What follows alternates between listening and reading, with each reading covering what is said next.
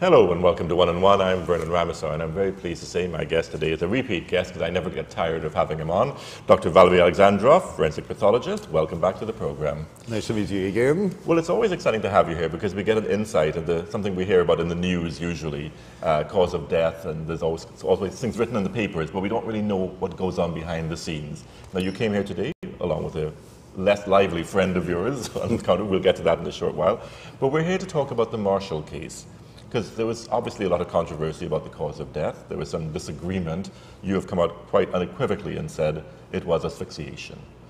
Where is the state of your investigation and your autopsy at this point? We should mention this whole binder in front of you is this one case. Right? Yes, it's very challenging and very interesting case. Let me just give you the very brief history, what was going on. I was home on December 31st, preparing for New Year. And then I got a call from Dr. Burris, who is technically doing autopsies on that day, that she wants me to become a part of a team handling the case of 31 years old gentleman who was a corporal in the Defense Force, who did not have any reported previous serious medical conditions except questionable asthma. So I forgot about the New Year celebration and rushed to the mortuary of Forensic Science Center. And basically we did the autopsy together. It took a long time. And this autopsy turned out to be very controversial. So our findings, primary findings, were indicative of strangulation. I mentioned last time that asphyxia is a kind of a general term. If translated from Greek, ancient Greek, it means absence of pulse. But over the centuries, it was coined to the situation where there is a lack of oxygen. Drowning, asphyxia, choking on food, asphyxia, positional asphyxia of the baby is also asphyxia. So it's umbrella. But the major purpose of forensic pathologists is specify what kind of asphyxia. If we're talking about strangulation, we should specify what kind of strangulation. Is it ligature strangulation? Is it manual strangulation? If it's smothering with a soft object like a pillow put on somebody's airways. So the autopsy was completed and I guess it's important to know whether it's like ligature strangulation, which would be an object wrapped around, or manual, which would be your hand. Exactly. Because that way you know whether you're looking for something that may have been used. Exactly. It's very important to know, because in this particular case, when I examined the neck externally, there was no marks. If somebody is hanging on a ligature or somebody is strangled like in God's Father with so-called garrote strangulation using a wire, or a belt, you know, some kind of a stiff material, it usually leaves marks on the neck, so-called ligature marks or furrows. But if assailant use something soft, like it's pretty common occurrence in the prison, because people who decide to commit a suicide being in custody, they don't have belt, they don't have anything, they're using bed sheets, T-shirts, towel, things like that. Then all of a sudden, well, I know this is a problem. This is an infectious disease in this country. Second autopsy, first autopsy, fifth. Well, I was shocked, Vernon. I swear to God, I was shocked a couple of days ago, maybe 3 days ago. There was hospital death, which has nothing to do with forensic. But the article, you see, the article was saying, even though the first autopsy was not done yet, the family is determined to have the second one.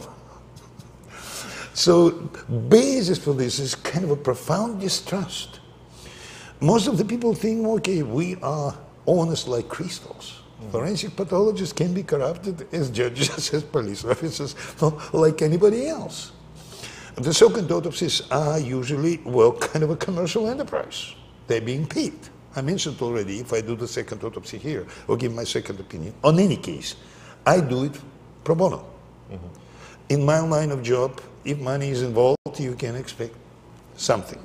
And then something happened. The second autopsy was done a couple days after, in the funeral home, but I am a boy who learned my lessons. You know, I've been beaten up by my professional life. So, if I suspected strangulation, which is a kind of a gray zone and very difficult diagnosis to make, I explain why.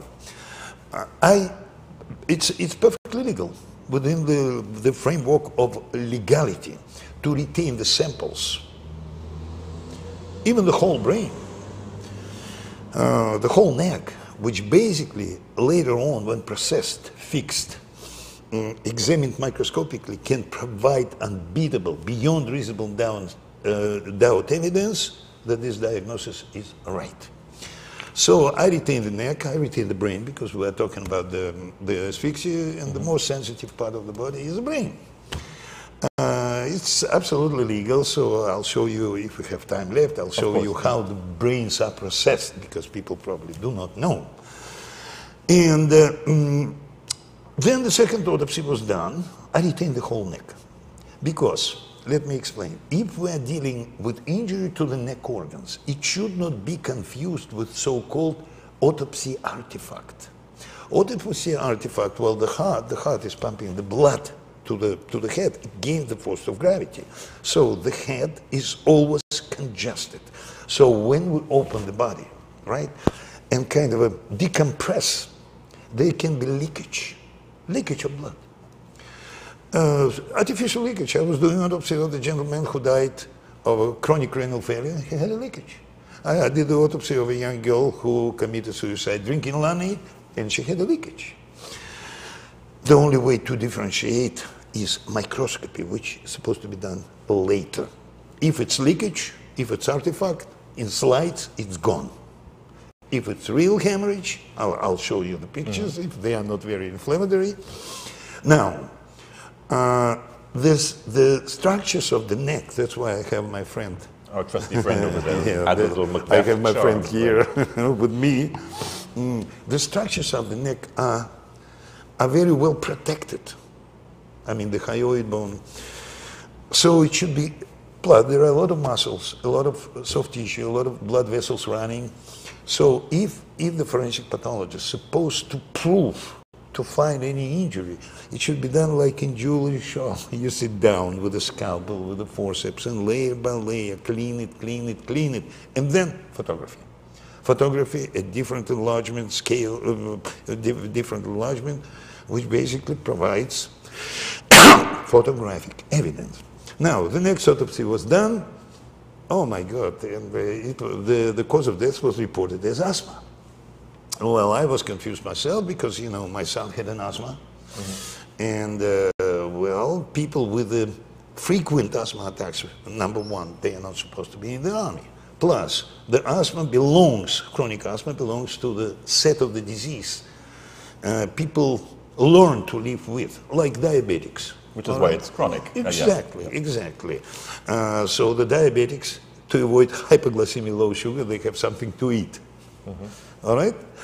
And like epileptics, well, everybody around epileptics know the first thing you have to take something stiff and open the mouth. The same applies to asthma. So people who have chronic asthma, they usually use inhaler. But inhaler is not universal for asthma because, for example, I'm a smoker. Sorry about that. And I have chronic bronchitis. And believe me, when I have inhaler, it helps me to avoid cough. Now, the asthma as a disease, chronic disease, has very low mortality. Simply because people with asthma die only in acute, prolonged asthma attack, which is called status asthmaticus. And at least 75–80% of the functional capacity of the lung should be kind of, in the state of spasm. So the statistics, WHO, World Health Organization says if you take 100,000 asthmatics, only 2 of them die. So I believe the mortality rate here in Trinidad... 100,000 too? Okay. Yeah. Well, that's a very low number. Yeah, so probably 20–25 people, but most of them still survive because the asthma attack is the condition any paramedics, any medical professional knows how to fight. Now, the legal implication of the second diagnosis. Okay, sometimes we can have doubts. For example, homicide versus suicide. Suicide versus accident. But this is all within the spectrum of a natural death. And frankly, this is the first time in my life when I see the challenge. Homicide versus natural. Number two, the acute asthma attack is a perfect diagnosis under the microscope. Perfect. So you can see it. Yes, yes. There are some, well, this is allergic disease, and you see a lot of eosinophils, you see so-called Cushman spirals, Charcot-Leyden crystals. This is, well, it's a teaching set of slides. You know, right. The first year medical student, when they are talking about asthma, they are given slides. Even in the hospital, when people are diagnosed with asthma, they just take sputum, and they see it microscopically. Now, actually, the second autopsy was claiming that he was, the corporal marshal was beaten to the head. Well, I couldn't understand, because beaten to the head doesn't kill. You're supposed to have trauma, either to the skull, with the epidural subdural hemorrhage, or you have to get the trauma to the brain, sufficient enough to cause either instantaneous death or because of complications. So you see blunt force trauma or whatever. Exactly. So, right. Well, I was asking myself, how can you make a diagnosis of blunt force trauma to the brain if you don't have a brain? The brain was in my office in the bucket with formaldehyde. Then I was asking myself a question, well, if the trauma to the head is severe enough, there should be something left. This gentleman did not have a lot of hair, he didn't have rasta, well, like a soldier. Well, at autopsy, I took every square inch photography of every square inch of his head, and it was perfectly clean.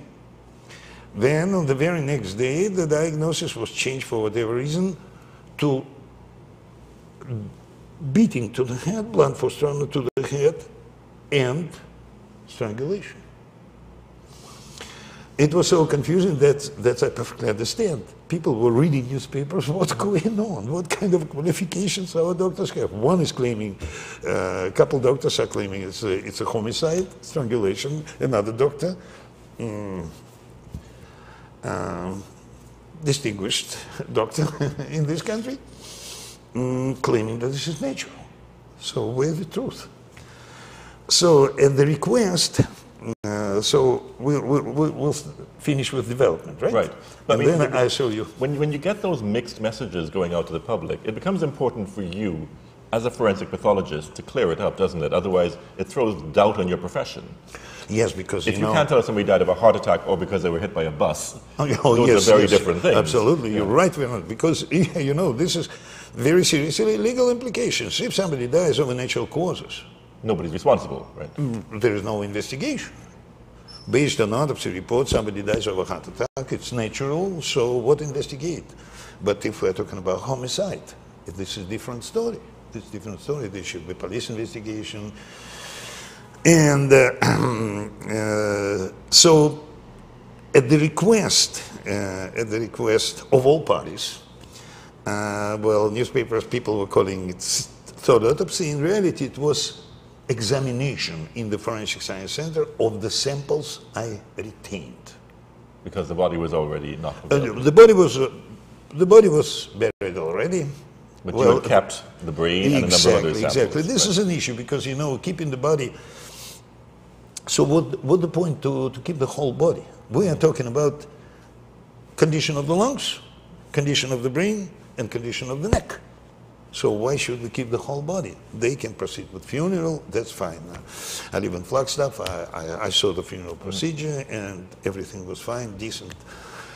So eventually, what happened at the request of the second pathologist and Defense Army doctor, we got together in Forensic Science Center And, well, I learned my lessons, so I called the homicide detective. Well, I can mention here Corporal Roach. So at this examination, Dr. Burris, Dr. Alexandrov, doctor from Defense Force, and the doctor who was doing the second autopsy were present. Family was waiting outside for result. I didn't know that, otherwise I would have invited the family to be present in this procedure. And as witnesses, I had two pathology assistants. They're actually medical students on-job training in our center. So we started it at 9:10. I don't remember the exact day. And the police detective was kind of meticulously writing 9:35, 9:45. So everything was shown, including autopsy pictures. By the way, I took, believe it or not, I took 164 pictures. And all pictures are here. There's a remarkable number of pictures in the binder, I should mention. It was a lot of job, but anyway, it was while if I want to prove that I am right. It's not a matter of, my ambitions. It's just looking for the truth. So after this examination, we discussed everything.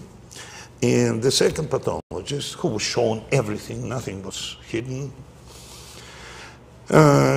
At the end of the discussion, that's what is recorded, said that this is asphyxial death. And if the second pathologist did the initial examination, which means if he had a chance to look at the samples I retained, I would come to the same conclusion as Dr. Burris and Dr. Alexandrov, which is strangulation. Everything is done, we shook hands, the second pathologist left the building, met the family outside, and told them that Marshall died of asthma.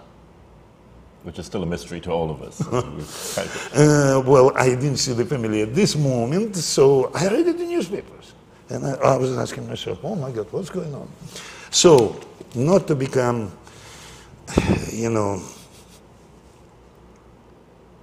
I'm not playing a God. I'm not playing a God. I'm a human being. So I took all the slides, only from lungs. I took about 30 slides from every portion to see if there's asthma. Plus I took the slides, the pictures of every injury on the body. I gave the slide for the second opinion to the doctor pathologist, Shahiba Baron, who is the director of pathology department in Port of Spain General. Brilliant, absolutely brilliant pathologist. One of the best I've ever met in my life. And she was had a lot of experience around the world. Right. Yeah. And at my request, she reviewed the slides. I didn't exert any pressure. Well, I was not pushing her. And again, she's a fellow diplomat of a Royal College of Pathologists, very well respected. She's in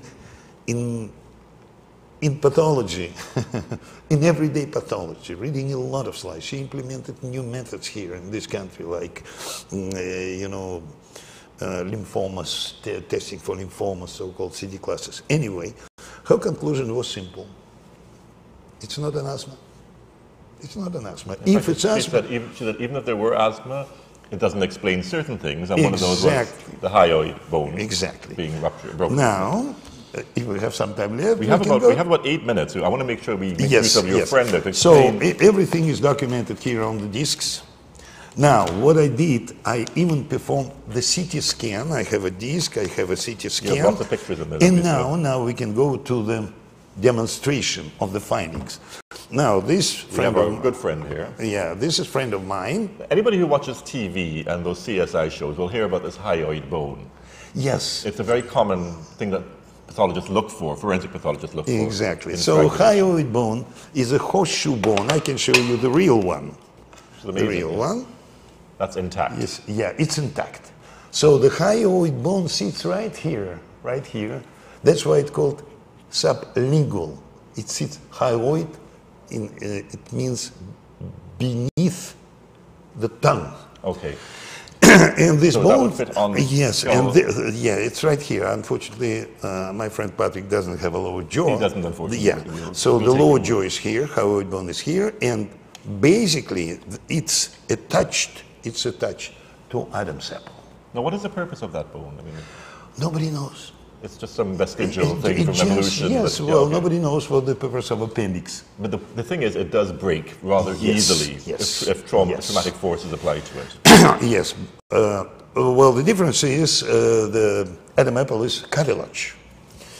And hyoid bone is a bone. It's right here, so So in fact, in terms of forensic pathology, if there's a body that's found much longer after, long post-mortem, cartilage may have disintegrated and gone away or been eaten by animals, but the bone is more likely to be there. Exactly. But frankly speaking, cartilage can stay, It can, especially if it's processed like I do. It's a chemical process of fixation. But anyway, it's horseshoe. So any application of force to the Extremities. to the extremity, we call it horns, can break it. And if you can imagine, if you compress the bone like this, you see, perfect demonstration where Okay, it usually, right there, right. usually breaks. Now, I show you a wonderful picture of. There's so many pictures here, it's remarkable actually. Yes. The pictures of the eyes, or any number. Because you're looking in strangulation, asphyxiation, you're looking for a number of things that may have happened at the same time. Not just one thing, not just a hyoid. Yes, that's. Things like hemorrhage. Well, probably you just saw how I broke the bone, all right?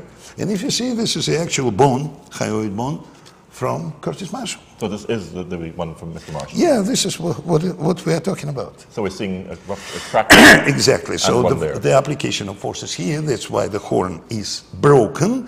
But since it's horseshoe shaped, it breaks where the curvature is. And this picture perfectly, we'll see it? Perfectly shows. So that would only normally break under some force. Yes, absolutely. Well, if you look at this, this is a wonderful picture. That's why forensic photography is so important. You see? Right. You see very clear. Serrated margin. And the two match up. Yes, this is a horn, tip of the horn. Right. But to have a clear confirmation that this is a fracture, well, the bones can be converted into slides as well. So the slides show hemorrhage, which perfectly indicates that this is ante-mortem. Now, given the fact that you're seeing the breakage of the hyoid bone, but there was no visible mark around his neck, which you'd expect if somebody. Very good question. Very good question. So another finding I want to show to everybody. This is Adam's apple.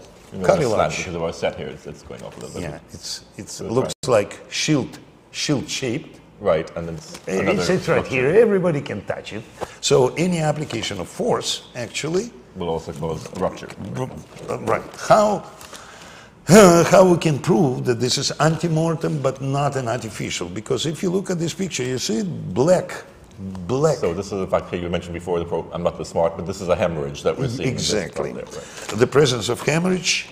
Well, this one even better. Again, there's a hemorrhage area there. Yes. Right. So the presence of hemorrhage definitely, especially in cartilage, indicates that it was ante-mortem due to application of force. So it wasn't the pathologist accidentally leaning or breaking something? No, under no circumstances. Regardless how severe you cough, you cannot break the bone. Okay. Another findings, which I'm not going to show pictures of because it can get a bit gory. Because some of them are really inflammatory. And we only have about 4 minutes left. So. But look at the nails; they are blue. Okay, which shows there were a lot of hemorrhages in the eyes. So when we put everything together, the only diagnosis left is strangulation. Now, what type of strangulation? We have fractures, which basically indicates that a lot of force was applied, but there was no mark. And if Fernand agrees I'm always to happy play to be the victim. I can show you what I'm talking about. This is so basically how you would work is you would say, okay, we looked at various things. This indicates to us the cause of death was asphyxiation or strangulation, if you will. And then you look at how would that have taken place. Exactly. So we are done with the manner of death. Well, regardless how severe the cough is, you cannot break the bones. So it had to have been done exactly by someone. So how he was strangled. You're not seeing any fingerprint marks. You're not seeing No, any no, wire no, marks. no, no, right? nothing. Well, I have a microphone. So interfere with your murderous method. it was a soft ligature, and you see the loose ends were tightened here. You won't die? No, I'm fine. I can see how it would be uncomfortable. You see how Right. it looked like. So it's not leaving a mark. It's applying No, pressure. the soft ligature doesn't leave the mark. But the most important finding is, as soon as I realized that it could have been a soft ligature, I examined the point where the two loose ends of the ligature cross, producing the most of the force to the posterior neck, to the back of the neck, and where, if anybody put the finger, you see that one of the cervical spines is kind of a bulging. Yeah. And in this particular place, I found a hemorrhage, which was produced by the tightening. So it was consistent with your theory that Absolutely. in fact, So fabric was we have tightened. fractures here, we have hemorrhages here, we have hemorrhages in the eyes, we have blue nails, we have hemorrhage in the back. The hemorrhages in the eye so deep that they were involving the optic nerve. Microscopically, everything was confirmed. A lot of hemorrhages all over in the neck, which are antemortem. The final diagnosis, beyond any doubt on my side, is soft ligature strangulation. We're completely out of time, but you also mentioned that the other pathologists at the hospital confirmed your findings and said, in fact, there was no doubt that it was asphyxiation. Exactly. This is a regular practice. Second opinion. We are not gods. I'm not playing a god. So if I have a chance to get opinion of professional, well, Dr. Barrow is not a forensic pathologist, but here we've been talking about somatic disease. We're talking about asthma. All right. Plus, well, microscopically, you know, everything could have been examined by the regular pathologist. If you see the hemorrhage, you see the hemorrhage. Well, Doctor, we're completely out of time, but certainly I know you don't handle the legal aspects. You just say, here is what happened, and here's how it most likely happened. But it's always a great pleasure hearing you and the insights that you give us into the criminal mind and how crimes occur, and I would look forward to you coming back again. Thank you very much. Maybe next time we discuss some other case. But, you know, what I'm talking here about is just to clear the smoke. Of course. To stop the speculations, because when Michael Jackson died, I personally heard 13 forensic pathologists from all over parts of America discussing the case, even though they didn't see it. Right. But you have seen this one, and Yes. that's your finding. Doctor, thank you so much for being in the program. A pleasure You're welcome. as always. You're welcome. You've been watching One on One. Join us again tomorrow for another edition.